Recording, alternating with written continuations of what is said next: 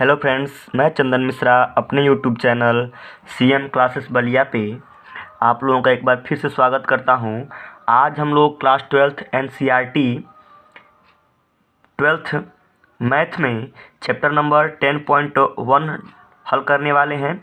एक स्टूडेंट ने मुझे कमेंट करके कहा था, रिक्वेस्ट करके, कि सर पहले आप थोड़ा वेक्टर अलजेब्रा का वीडियो बना दीजिए, क्योंकि उनको जो है वेक्टर अलजेब्रा समझने में और पढ़ने में दिक्कत हो रही है।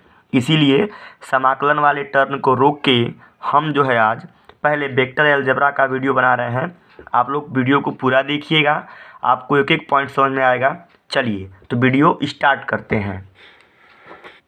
देखिए, इस चैप्टर को पढ़ने से पहले कुछ बेसिक्स बातें होती हैं जिसको थोड़ा हम लोग समझ लेते हैं। उस पर सबसे हमारा पहला पॉइंट आता है सदिश राशि के बारे में, कि जो सदिश राशि होता है क्या होता है। तो याद रखेंगे आप लोग, वे राशियाँ जिनको पूर्णतः व्यक्त करने के लिए परिमाण और दिशा दोनों की आवश्यकता होती है, उसे हम लोग क्या कहते हैं? सदिश राशि कहते हैं। आप लोग याद रखेंगे, सदिश राशि को हम लोग एक तीर के द्वारा प्रदर्शित करते हैं। क्या करते हैं? तीर के द्वारा प्रदर्शित करते हैं। इसके अगले भाग को हम लोग शीर्ष कहते हैं, इसको हम लोग पूंछ कहते हैं, और इस बीच वाले भाग को हम लोग वाणाग्र कहते हैं। तो आइए पहले इसको हम लोग लिख लेते हैं। अभी आपको बताया गया सदिश राशि के बारे में कि वे राशियाँ जिनको पूर्णतः व्यक्त करने के लिए परिमाण व दिशा दोनों की आवश्यकता होती है, इसे हम लोग क्या कहते हैं? सदिश राशि कहते हैं। इसे हम लोग तीर के द्वारा प्रदर्शित करते हैं। जैसे कि यहाँ पर लिख दिया वेक्टर ए। क्या लिख दिया? Vector A. इसका मतलब क्या है? ये सदिश राशि है। जैसे यहाँ लिख दिया वेक्टर बी, इसका मतलब क्या है? ये सदिश राशि है। उसी प्रकार से यहाँ पे कह दिया वेक्टर ए बी, इसका मतलब क्या है? दोनों ही, यानी कि ए और बी दोनों ही क्या है? सदिश राशि हैं। तो सिंपल, जैसे में आप लोग जानते भी हैं, वेग हो सकता है, विस्थापन हो सकता है, त्वरण हो सकता है। चलिए अब हम लोग नेक्स्ट पॉइंट जानते हैं। अगला आपका पॉइंट है, आपका नेक्स्ट पॉइंट है अदिश राशि। आप जानते हैं इसके बारे में क्या हो सकता है? अदिश राशियाँ वे राशियाँ होती हैं जिनको व्यक्त करने के लिए हमें केवल परिमाण की आवश्यकता होती है, दिशा की नहीं। तो इसे ही हम लोग क्या कहते हैं? अदिश राशि। और इसी चीज़ को मैंने यहाँ पे लिखा है कि वे राशियाँ जिनको व्यक्त करने के लिए केवल परिमाण की आवश्यकता होती है, दिशा की नहीं, तो उसे हम लोग क्या कहते हैं? अदिश राशि। जैसे लंबाई, समय, द्रव्यमान, उसके बाद आगे बहुत होती हैं। आगे आप लोग समझ रहे हैं इस बात को। अब देखेंगे हम लोग सदिश के प्रकार के बारे में। देखो बच्चे, क्या है, सदिश तो होते कई प्रकार के हैं, लेकिन हम लोग यहाँ पर फिजिक्स नहीं पढ़ रहे हैं, हम लोग यहाँ पर मैथ पढ़ रहे हैं। हम उन्हीं सदिशों का अध्ययन करेंगे जिनकी आवश्यकता हमें इस चैप्टर में होगी। तो बेसिकली हमको 3 प्रकार के सदिश की आवश्यकता पड़ती है। देखिए, पहला आपका होता है सह आदिम सदिश, दूसरा आपका होता है समान सदिश, और तीसरा आपका होता है समदिश सदिश। मात्र 3 ही सदिश के बारे में हमको पढ़ना है, 3 ही का अध्ययन करेंगे, हमारा ये चैप्टर पूरा आसानी से निकल जाएगा। देखिए, तो हमको 3 ही सदिश के बारे में पढ़ना है। पहला है आपका सहआदिम सदिश, दूसरा समान सदिश, और तीसरा क्या है? समदिश सदिश। चलिए इसके बारे में देखते हैं। देखिए, सह आदिम सदिश क्या है? जब 2 या 2 से अधिक सदिशों का प्रारंभिक बिंदु एक ही हो, तो उसे हम लोग क्या कहते हैं?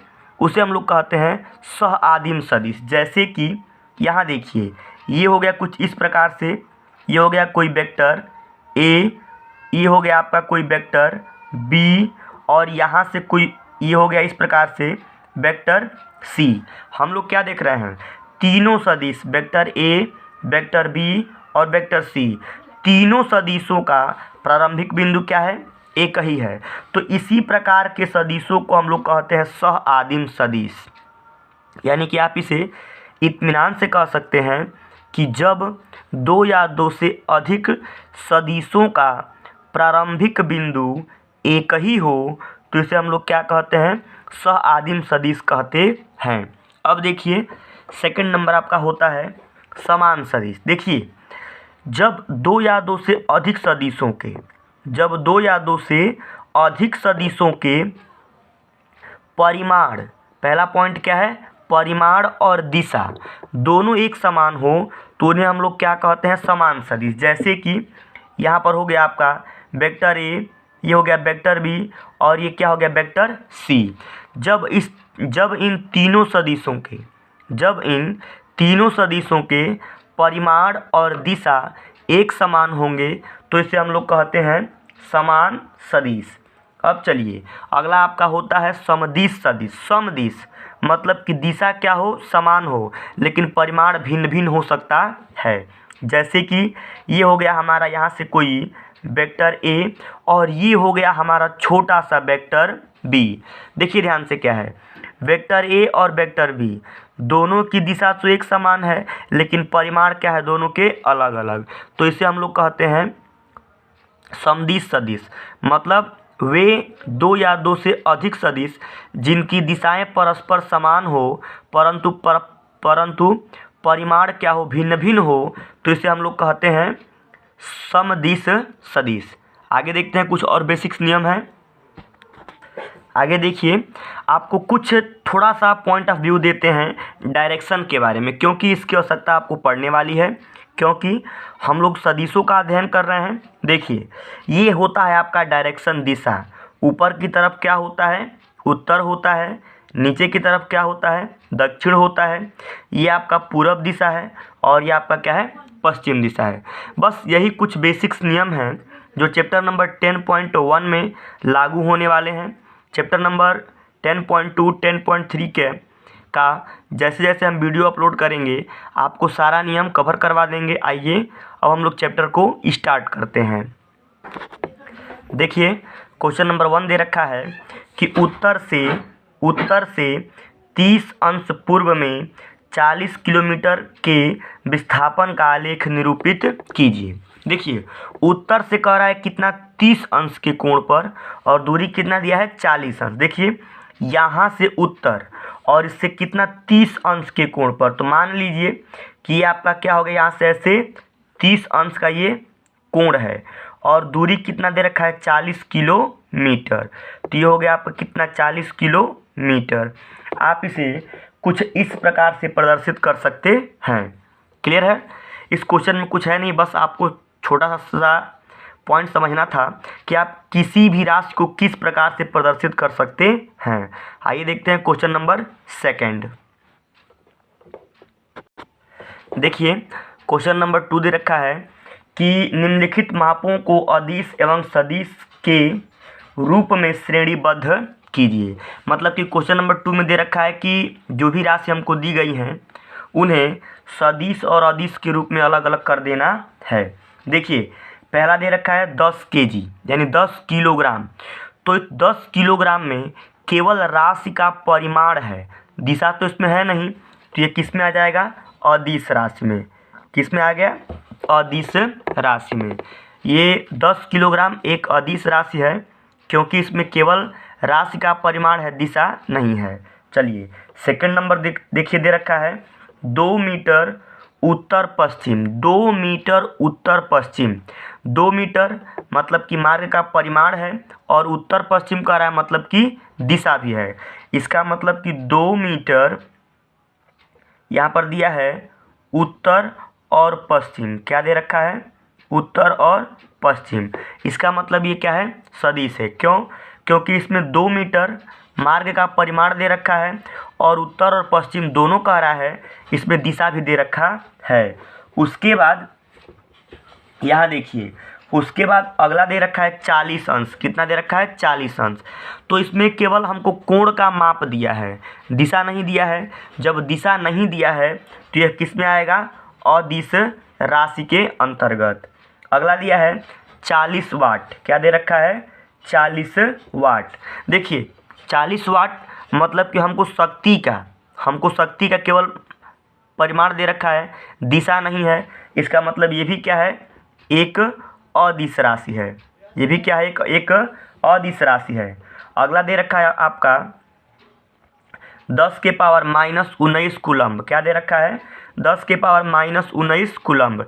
तो कूलम्ब दे रखा है, इसका मतलब कि हमको केवल आवेश का परिमाण दिया है, दिशा नहीं दिया है। इसका मतलब यह भी क्या है, यह भी अदिश राशि है। कूलम्ब क्या दे रखा है, 10 के पावर -19 कूलम्ब। तो ये भी क्या है, अदिश राशि है। और अंत में दे रखा है कितना, 2 मीटर प्रति सेकंड स्क्वायर। 2 मीटर प्रति सेकंड स्क्वायर यह एक त्वरण का मात्रक होता है, मीटर प्रति सेकंड स्क्वायर। और हम सब लोग जानते हैं अच्छे तरीके से कि त्वरण क्या होता है, सदिश राशि होती है। तो यहाँ पर कितना, 2 मीटर प्रति सेकंड स्क्वायर सदिश राशि है। आगे देखते हैं क्वेश्चन नंबर 3। आगे देखिए, तो जिस प्रकार से क्वेश्चन नंबर 2 दे रखा था, ठीक उसी प्रकार से क्वेश्चन नंबर 3 दे रखा है। इसमें भी हमको कुछ मान दिए गए हैं, कुछ मात्रक दिए गए हैं, कुछ राशियां दी गई हैं, जिसको हमको क्या करना है, सदिश और अदिश में सूचीबद्ध करना है, मतलब कि बांटना है। देखिए पहला दिया है समय कालांश। क्या दिया है, समय और कालांश। मैंने आपसे पहले ही कहा कि समय क्या होता है, एक प्रकार की अदिश राशि है। तो समय क्या है, यहाँ पे अदिश राशि हो गई। उसके बाद दे रखा है दूरी। क्या दे रखा है, दूरी। तो सिंपल दूरी है, जब तक दूरी में दिशा अटैच नहीं होगा तब तक वो सदिश राशि नहीं कहलाएगी। तो सिंपल दूरी दे रखा है, इसका मतलब यह भी क्या है, अदिश राशि है। उसके बाद देखिए दिया है बल। क्या दिया है, बल। बल एक प्रकार का सदिश राशि होता है। क्यों, क्योंकि बल जो है हमेशा किसी न किसी दिशा में ही कार्य करता है। तो बल क्या हो गया, एक प्रकार का सदिश राशि। उसके बाद दे रखा है वेग। वेग भी क्या है, एक प्रकार का सदिश राशि है। उसके बाद हमको दे रखा है कार्य। कार्य देखिए क्या होता है, कार्य जो है एक प्रकार की अदिश राशि होती है। तो इस प्रकार से आपका क्वेश्चन नंबर 3 भी कंप्लीट होता है। प्लीज़ वीडियो अच्छा लगता हो तो इसको पूरा देखें, अपने दोस्तों तक शेयर करें और चैनल को सब्सक्राइब जरूर करें। आगे देखते हैं क्वेश्चन नंबर 4। देखिए क्वेश्चन नंबर 4 कह रहा है कि संलग्न आकृति जो कि वर्ग का दे रखा है, आप देख सकते हैं, में सदिशों की पहचान करें। देखिए एकदम सिंपल है।